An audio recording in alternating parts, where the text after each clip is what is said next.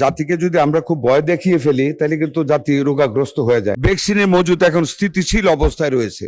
ঢাকা শহর তার পার্শ্ববর্তী এলাকায় হটস্পট মিজেলসের, হ্যাঁ, গণবসতি এলাকায় আমি ওনার সাথে এগ্রি করি। It is also my hunch যে হতে পারে, বাট যার কথা উনি উল্লেখ করেছেন World Health Organization and UNICEF, মানে স্পিকার, আমি ওনাদের তালিকাটা ওনার ধারণার জন্য বলতেছি।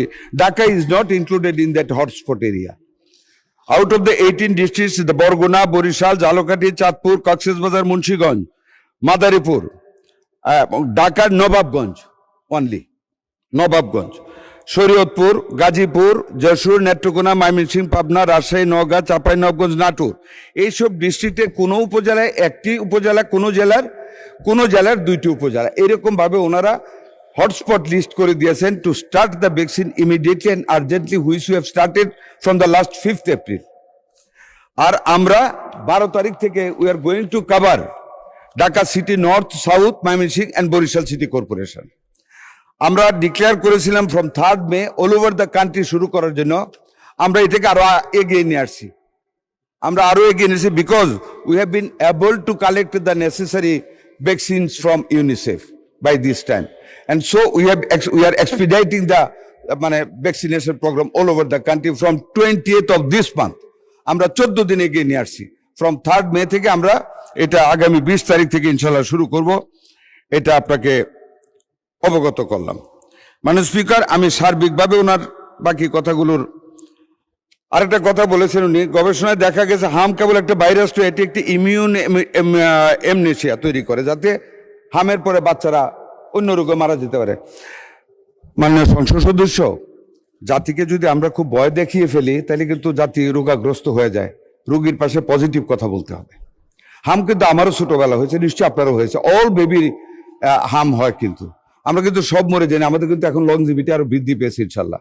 একদিক দিয়ে নিউট্রিশন ফল হয়, আরেক দিয়ে নিউট্রিশন ইন হয় আমাদের বডিতে, এবং আল্লাহ তালাই কিন্তু আমাদের রেসিস্ট্যান্ট বৃদ্ধি করে দেয়। আর আমাদের যে হামটা হচ্ছে, আপনি যথার্থ বলেছেন, বিগত সরকারগুলি, 2টা সরকারের ব্যর্থতার কারণে হাম হয়েছে, রিকাভারও হচ্ছে আল্লাহর রহমতে। উই আর ফেসিং 2030 সালের এসডিজি লক্ষ্যমাত্রা অর্জনে আমাদের অগ্রগতি, কোভিড পরবর্তী সময়ে নিয়মিত টিকাদানে মারাত্মক পতন এবং হামজনিত ইমিউন অ্যামনেশিয়া এর শরীরবৃত্তীয় ঝুঁকি, এসব উদ্বেগ একেবারেই যথার্থ।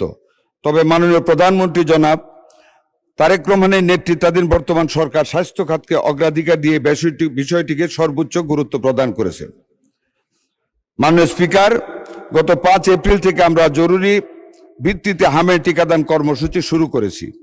পূর্ববর্তী সরকার সময়ের ব্যর্থতার কারণে ভ্যাকসিন সরবরাহ ব্যবস্থায় ব্যাঘাত এবং অন্তর্বর্তী সরকারের সময় ক্রয় প্রক্রিয়ায় বিলম্ব এবং ব্যর্থতার কারণে সম্প্রতি ভ্যাকসিনের ঘাটতি তৈরি হয়েছিল, এটা সত্য। ভবিষ্যতে এমন পরিস্থিতি এড়াতে এবং পূর্ণ স্বচ্ছতা নিশ্চিত করতে বর্তমান সরকার জরুরি আর্থিক ব্যবস্থা গ্রহণ করেছে।